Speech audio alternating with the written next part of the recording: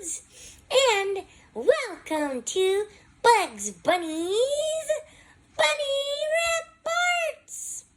Now, this is going to be an after show kind of thing, so we're going to share some thoughts on the actual movie, and we did it so well. We watched the Space Jam, and then we watched Space Jam 2, and that's the only way you should watch it. It's so memorable. Okay, so I'm gonna let my mom take over most of the conversation because I was in it, and I did like how it came out. My notes are just that. Let me see. I guess like the way that I looked, in the cartoon version, the way that I looked, it kind of felt like I looked like kind of bulbous at times, like my eyes or like my head, like it was just kind of bigger than I would think. The camera adds 10 pounds.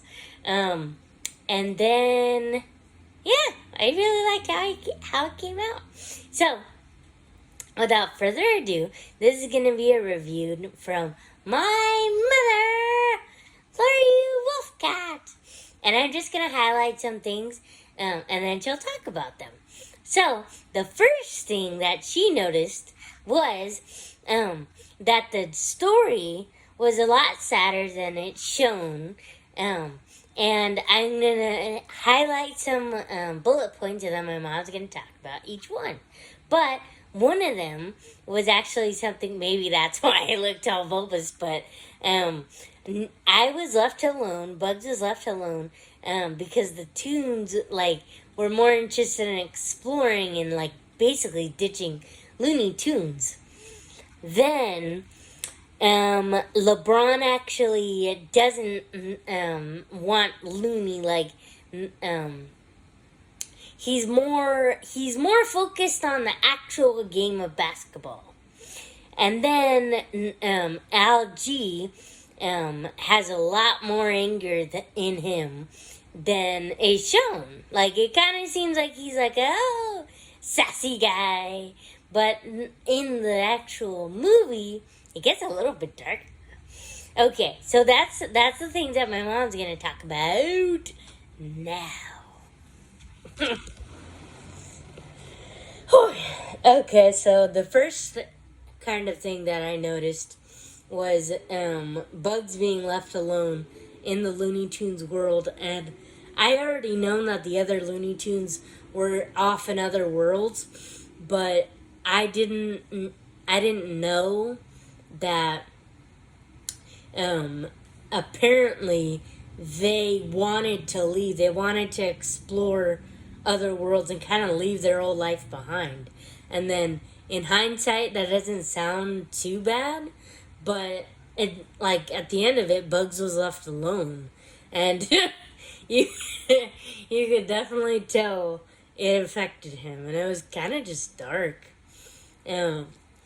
But thankfully, like, everything was solved, but it just made it, when they reunited, like, you kind of choked up at that, because, like, Bugs was left all alone, and then,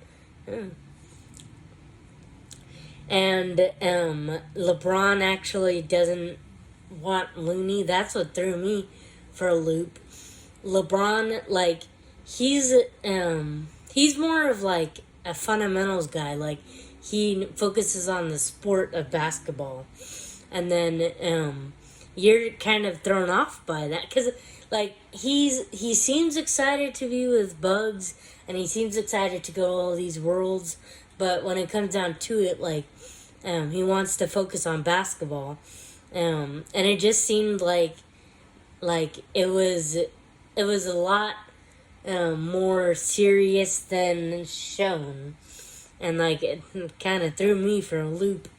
And what also threw me for a loop was algae, the algorithm he actually has more anger in him than shown. Like, so, as Bug said, Algae was kind of like a sassy villain. Like, it was kind of like, he kind of just wanted to, like, play basketball.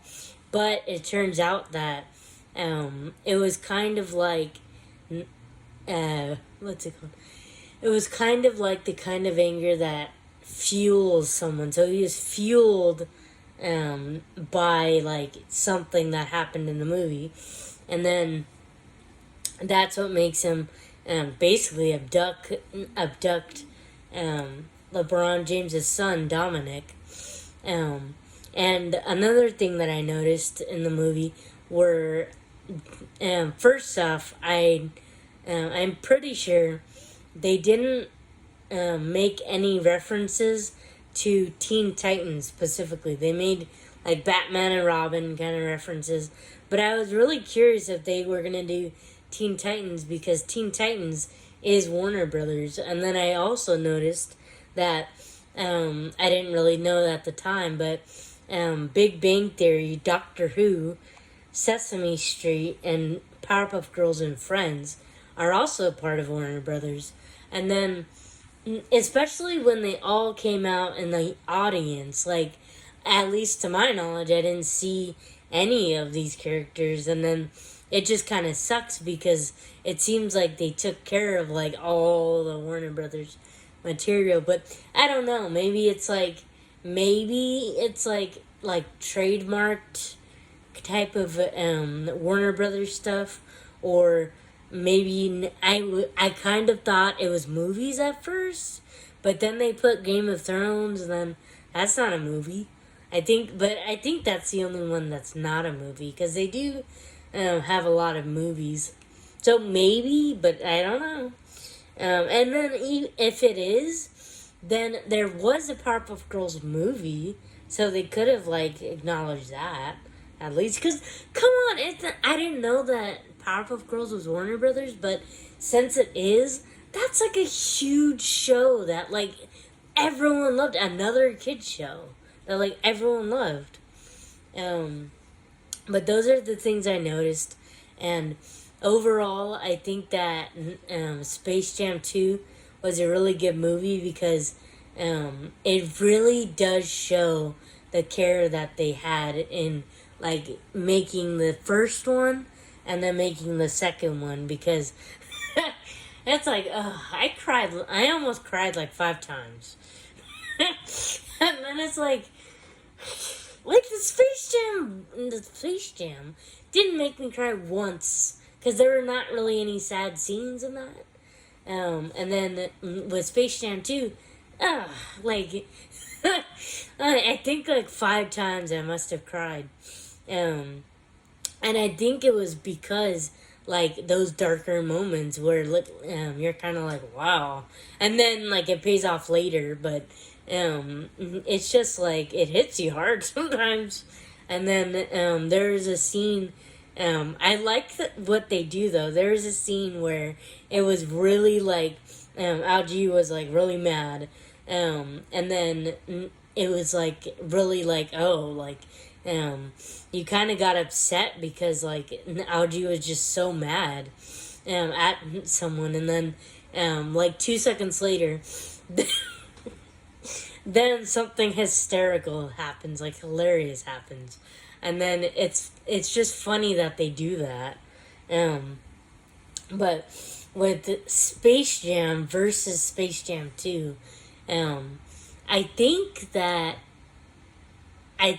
Space Jam and Space Jam 2, they stand on their own. Like, one is not better than the other. And then also that, like, Space Jam is definitely for its age.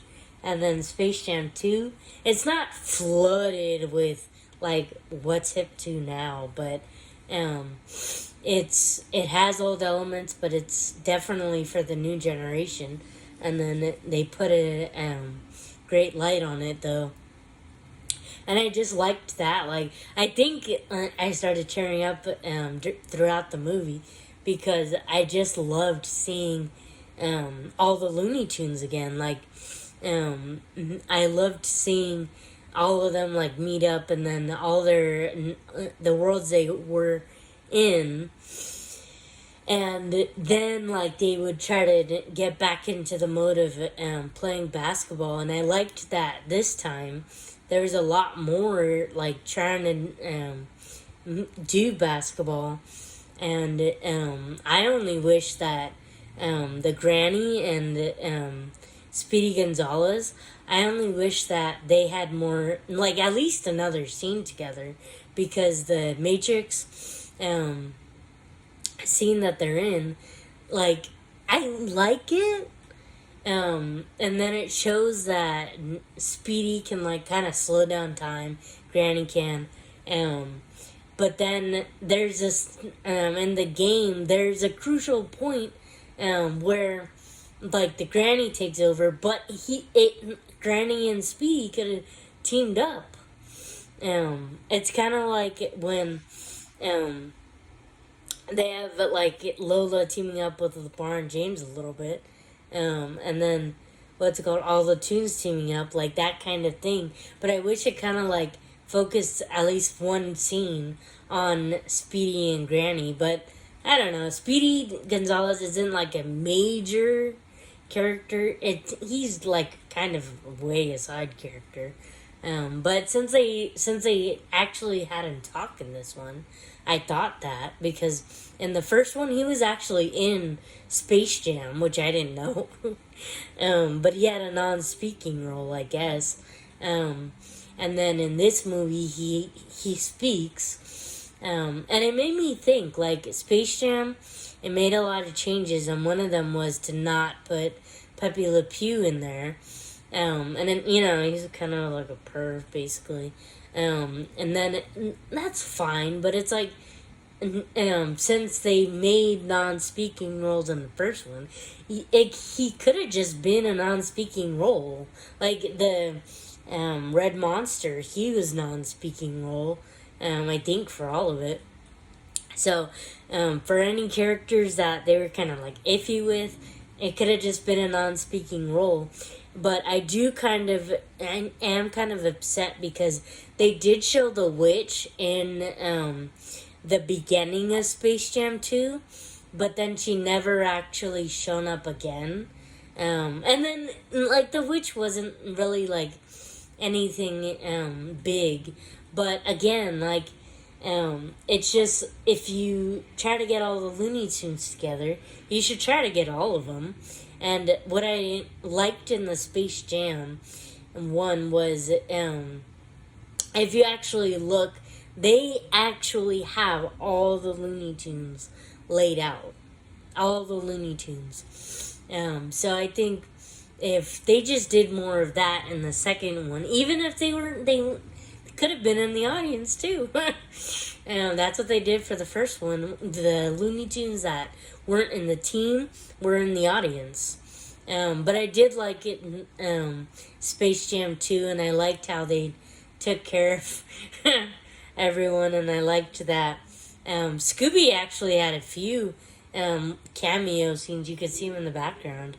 So I really liked that, because I think now he might be the one you see the most in the background. Besides, like, the Batman characters, you see all of them, but everyone knows that. No one knows, I'm pretty sure no one knows that there's, like, at least, like, a few scenes with Scooby in the background.